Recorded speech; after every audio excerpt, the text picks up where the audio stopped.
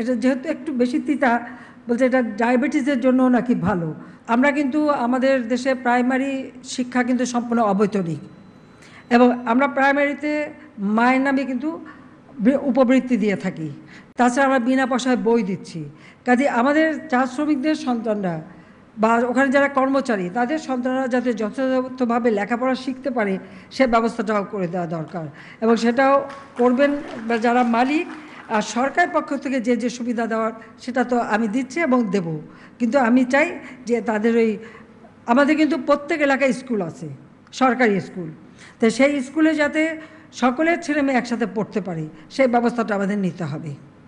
আর বিভিন্ন বাগানে যে স্কুলগুলি আছে সেগুলি যেন যথাযথভাবে চলে সে ব্যবস্থাটাও নিতে হবে।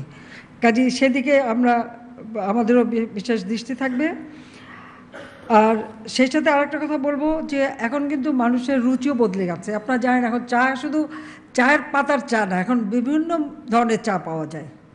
সেই ক্ষেত্রে আমি আগেও বলছি সবসময় যে অ্যারোমা টি উৎপাদন করা, বিভিন্ন অ্যারোমা বিভিন্ন ধরনের যেন ফ্লেভার থাকে সেই ধরনের চায়ের কিন্তু চাহিদা অনেক বেশি। এখন হার্বাল টি সেটাও কিন্তু এসে গেছে, মশলা টি সেটাও চলে বাজারে।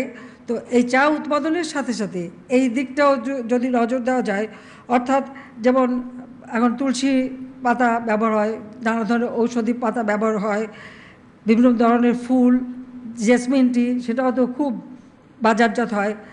আমাদের এখানেও যেমন কনক চাপা আছে, এর ঘ্রাণটা কিন্তু খুব সুন্দর, অনেকটা গুরমেটের যে চা ওটার ঘ্রাণের সাথে মেশে, ওটাও ব্যবহার করা যায় কি না, অবশ্য ওটা কেমিক্যাল টেস্টিং করে নিতে হবে যে এটা এডিয়েবল কিনা, খাওয়া উপযোগী কিনা।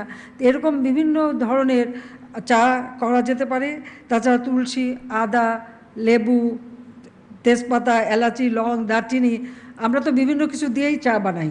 তো এই চাগুলো যদি প্যাকেটজাত করা যায়, অর্থাৎ আমি এটা বলবো যারা চা মালিক এবং ব্যবসায়ী আছেন, বিশেষ করে মালিকদের বলবো যে আপনারা ভ্যালু অ্যাডেড করেন। এই যে বাল্কে চা বিক্রির থেকে যদি ভ্যালু অ্যাডেড করেন তাহলে আপনারা কিন্তু আরও ভালো দাম পাবেন, ভালো পয়সা পাবেন, উপার্জন করতে পারবেন। আর এর চাহিদা কিন্তু সারা বিশ্বব্যাপী প্রতিনিয়ত বেড়ে যাচ্ছে।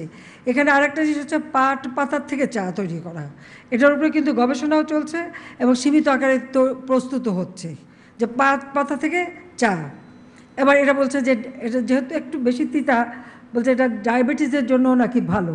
তো সেটা আমার মনে হয় একটু পরীক্ষা করে যত বেশি গবেষণা করা যাবে তত এর উৎকর্ষতা পাওয়া যাবে। তো চাকে বহুমুখী করা এবং অ্যারোমা টিটা তৈরি করা, যেটা বিদেশের চাহিদা কিন্তু অনেক বেশি এখন। তো সেটাই আমার মনে হয় আমাদের নজর দেওয়া দরকার, যে আমরা ওই শুধু চার পাতা বাল্কে বিক্রি না করে আমরা এটাকে ভ্যালু অ্যাডেড করে সেটা আমরা রপ্তানি করব। তাতে আমাদের লাভ, যে আমাদের বৈদেশিক মুদ্রাও অর্জন হবে, আর যারা এখন ব্যবসা করেন তাদেরও ভালো একটা উপার্জনের সুবিধা হয়ে যাবে, সেটাই আমরা চাই।